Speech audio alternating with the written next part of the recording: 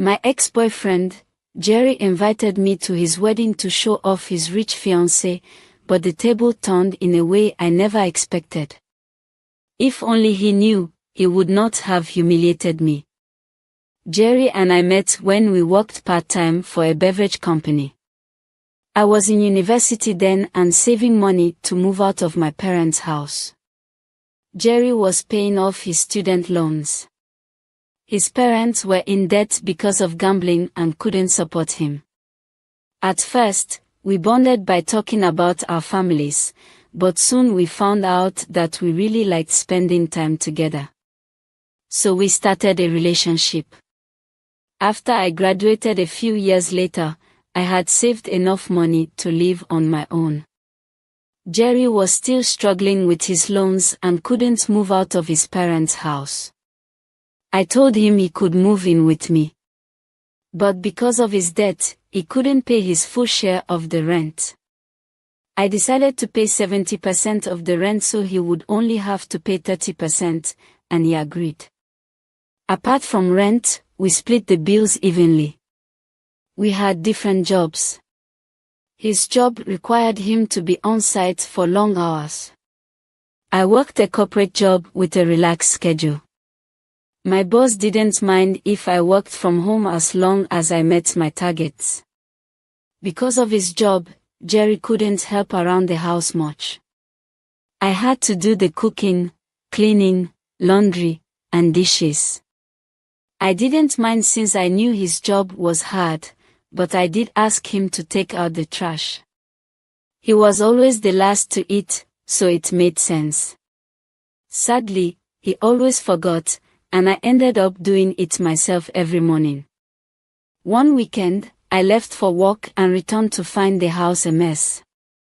The kitchen counter was full of dirty dishes, empty food packets, and wrappers. Laundry had piled up, and the trash hadn't been taken out. I was so angry. After working all day, I just wanted to rest, but the mess made that impossible. I spent the whole day cleaning and hoped Jerry would notice. When he got home, he hugged me and said he missed me, but he didn't even see how clean the house was. He sat down to watch TV, leaving me feeling frustrated and unappreciated. I started crying. I didn't know if it was because I was tired or hurt by his lack of care, but for the first time, I saw how little he thought of me. He looked back and asked if something was wrong. I shook my head and said I was ready for bed. Before I left, I reminded him to take out the trash. He nodded, but the next morning the trash was still there. When he came down and asked for breakfast, I lost my temper. I told him to cook for himself. He said I was being rude. That's when I started yelling about how lazy he was around the house. He blinked, looking confused, and said I was overreacting. I took a deep breath and asked why he never took out the trash. He said he forgot. I then asked what else he did besides come home and sit in front of the TV with a beer. He said he was tired from work and needed time to relax. I agreed that he deserved rest, but I asked, what about me? I reminded him that after work, I came home to cook, clean, do laundry, and iron his shirts. I told him the only thing I asked was for him to take out the trash. He told me he never asked me to do any of those things. He also said I should understand his tough job and help him. He even compared me to his mother, who did the same things for his father. That made me furious. I realized I had let him take advantage of me even though we weren't married. I told him I wouldn't do anything for him anymore. I was not his mother, and we were equals. I said he had to cook his own food, do his own laundry, and take out his trash. Jerry's eyes widened, and he tried to protest. I stopped him and told him he also had to pay 50% of the rent or move out. He was shocked and asked why. I told him I was tired of working hard for him and not feeling appreciated. He wanted to argue, but I walked out because I was late for work. This was the first time I had set such strong boundaries, and I didn't feel guilty about it. I kept my word and only cleaned up after myself. Jerry was frustrated trying to find clean clothes or iron his shirts. He didn't take out the trash or clean the dishes, hoping I would do it, but I didn't. I even started eating from takeout boxes to avoid using the kitchen. He tried to talk to me several times, saying I should take care of him like a good partner, but I stayed firm. When it was time to pay rent, I paid my half and told the landlord Jerry would pay the other half. He tried to argue but eventually paid his share. He never apologized or admitted he was wrong. It hurt that he didn't appreciate me. Looking back, I regret not seeing the real him sooner. Our fights got worse over time. Jerry blamed me for everything and tried to manipulate me into going back to my old ways. I got a promotion at work, and that seemed to push him over the edge. One night, he came home drunk and woke me up, yelling that he needed to talk. I asked if we could talk the next day, but he insisted it was important. Annoyed, I sat up and asked him what couldn't wait until morning. He told me he had met someone else at work. I had seen her at one of his office parties. Her name was Oma, and she was 23 years old. She was rich and worked only because her father wanted her to.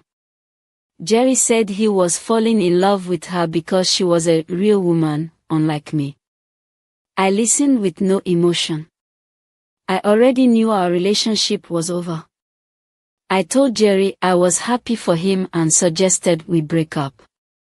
He asked if I was jealous. I laughed and told him I wasn't. I explained that we were no longer compatible and had become more like roommates. He became angry and said he hated women like me who focused on their careers. He praised Omar for wanting to marry and have children. I calmly told him that every woman had different goals. Omar came from a rich family, so she might not care about her career, but I did. I told him he should be with someone like her. He asked how I could afford to pay rent without him. I explained that I got a raise and could handle the rent alone. He accused me of showing off and told me Omar was richer than me. He ranted that men preferred housewives. I told him to stop arguing and gave him until the end of the month to move out. Eventually, he started packing his things. Jerry started packing his things. On his last night in the house, I came home and was shocked to see him and Omar sitting on the couch. I stared at him, confused. He told me that since it was his last night, he wanted to show Omar where he lived. I couldn't believe his boldness. He knew I would be home, yet he brought her without asking. I didn't want to be rude to Oma since it wasn't her fault. I politely greeted her, but she looked at me with disdain and didn't say a word. I ignored her and went to freshen up. Later, while I was cooking, Oma came into the kitchen to get water. She stared at me, making me feel uncomfortable. I asked her if she needed anything. She gave me another hateful look and said nothing. I shrugged and kept cooking. After dinner, I was heading back downstairs when I overheard them talking. Oma said Jerry was lucky to have upgraded from someone like me. I froze in shock. Jerry laughed and agreed with her. She then asked why he had ever dated me. His answer broke my heart. He said he used me because I was stupid enough to pay for most of our dates and lend him money. He even admitted I had paid most of the rent, allowing him to save a lot. Tears welled in my eyes. I had suspected he took advantage of me, but hearing it confirmed was painful. They kept mocking me, and I quietly went back upstairs. I spent the night crying into my pillow. The next morning, Jerry and Oma were gone. He had moved out completely. I walked around the house, feeling free for the first time in a long while. I cried tears of joy and danced around. I spent the day cleaning to erase any memory of him. Over the next few weeks, I enjoyed living alone. I no longer cared what Jerry and Oma had said about me. Then one day, a friend told me Jerry was getting married to Oma. I was surprised it happened so quickly. The friend showed me their engagement photos, and they looked happy. While I felt a small pang of sadness, I was mostly relieved that he was out of my life. I knew we were never meant to be together. That evening, I checked my mailbox and found a wedding invitation from Jerry and Oma. I thought it was a mistake until I saw a note scribbled inside. It said, "I want you to attend my wedding so you can see the amazing life I'll have with Oma." My hands trembled as I read it. He had invited me to humiliate me. All the hurt and anger I had buried came rushing back. I decided I wasn't going to let him get away with it. I RSVP'd yes and added a +1. I had a plan forming in my mind. I spent hours scrolling through Oma's social media. Finally, I found what I needed. Oma had broken up with her longtime boyfriend, Ebuka, just a few months ago. They had been together since high school.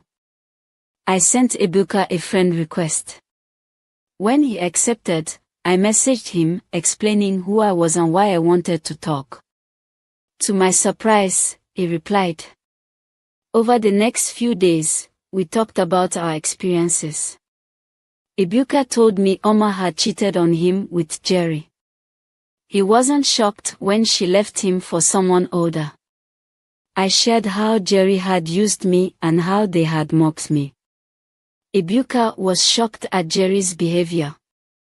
After hearing everything, he agreed to be my +1 at the wedding. I was excited to see their reactions when we showed up together. On the wedding day, Jerry's face turned pale when he saw me walk in with Ebuka. He pulled me aside and whispered angrily, asking why I brought Oma's ex. I smiled sweetly and walked away without answering. He couldn't make a scene in front of the guests. When Oma walked down the aisle, she looked beautiful in her white dress. Everything seemed perfect. After the ceremony, the party moved to the reception hall. Oma hadn't noticed us yet. When she finally saw Ebuka sitting beside me, she froze. Her face went pale. She walked over and asked Ebuka what he was doing there. I smiled and told her I had invited him to support her on her special day. Oma's face turned red with anger. She asked if we were dating now. Ebuka didn't answer because the question was ridiculous.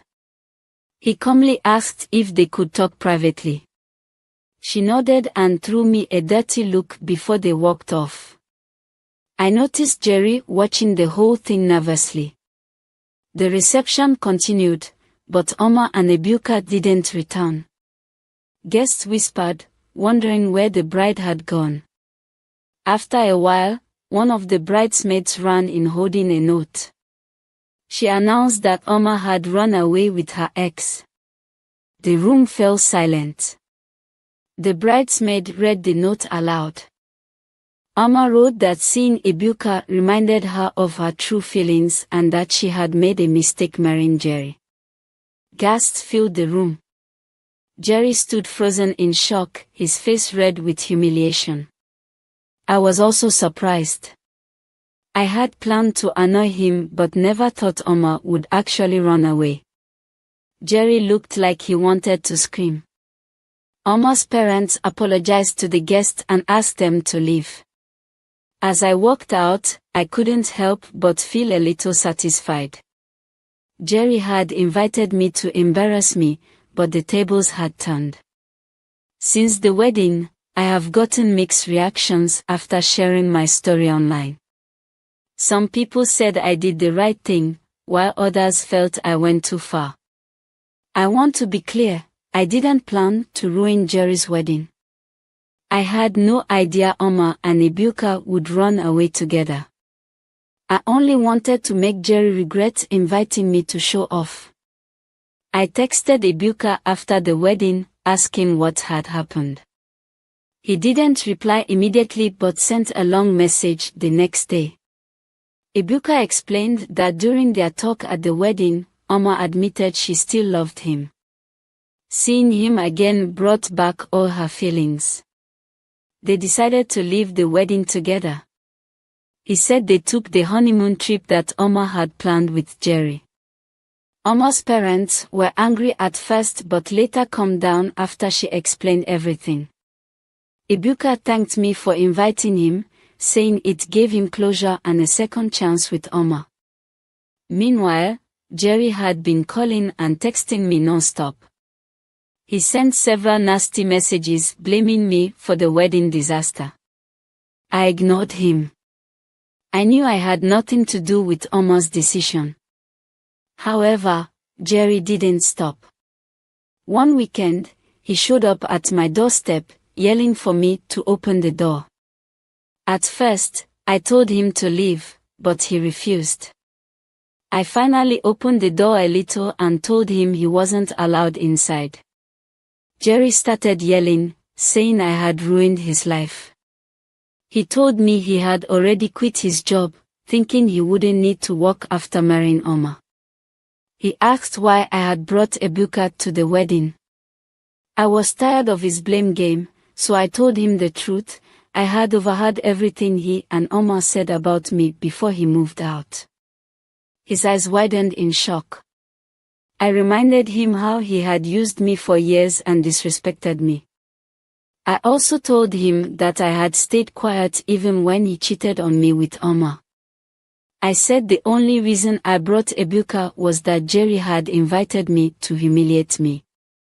He yelled that I was naive and that it wasn't his fault. I couldn't see how he was using me. He kept blaming me, saying I had ruined his perfect plan with Omar. I told him to leave immediately or I would call the police.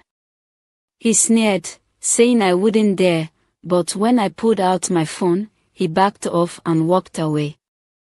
I slammed the door and promised myself I would never see him again. Since then, I blocked Jerry on all platforms. I also told my family about the incident and installed a security camera at my door in case he returned. Many people have asked if I met Ibuka again. Yes, I did. About a week ago, he invited me to lunch, saying he wanted to talk. When I arrived, I was surprised to see Omar sitting next to him. I braced myself, thinking she might confront me, but she smiled and greeted me warmly. Omar apologized for how she had treated me. She explained that Jerry had been very manipulative. At work, he gave her lots of attention and complained about me, saying he was unhappy in our relationship. He made her feel special, and during a rough patch with Ibuka, she got carried away and had an affair with Jerry. Afterward, Jerry convinced her to break up with Ibuka. He kept telling her they were perfect for each other. Omar admitted she felt guilty but thought she could be happy with Jerry. She said she became insecure when she saw me at the wedding. She felt jealous of how independent I was and regretted how she had treated me. Omar sincerely apologized for her behavior. I told her how hard I had worked to build my career and explained that I never needed anyone's approval. She nodded and looked ashamed. Ibuka confirmed that during their private talk at the wedding, they both realized they still loved each other. That's why they ran away. Since then, they had been happy and were working on their relationship. Oma said her parents were upset at first but eventually accepted the situation. She also told me she would be filing for an annulment soon. Hearing this gave me a sense of closure. I could see how happy they were, and while I didn't fully agree with their actions, I felt relieved that they were at peace. We had a nice lunch, talked some more, and then said goodbye. I haven't spoken to either of them since and have no interest in being part of their drama. As for Jerry, I have no idea what he's doing now. I hope he learns from his mistakes and stops chasing after rich partners. I, on the other hand, am focused on myself and my career. This chapter of my life is finally closed. Thank you all for listening to my story. Did I do the right thing, or should I have just ignored Jerry's wedding invitation? Let me know your thoughts in the comment section.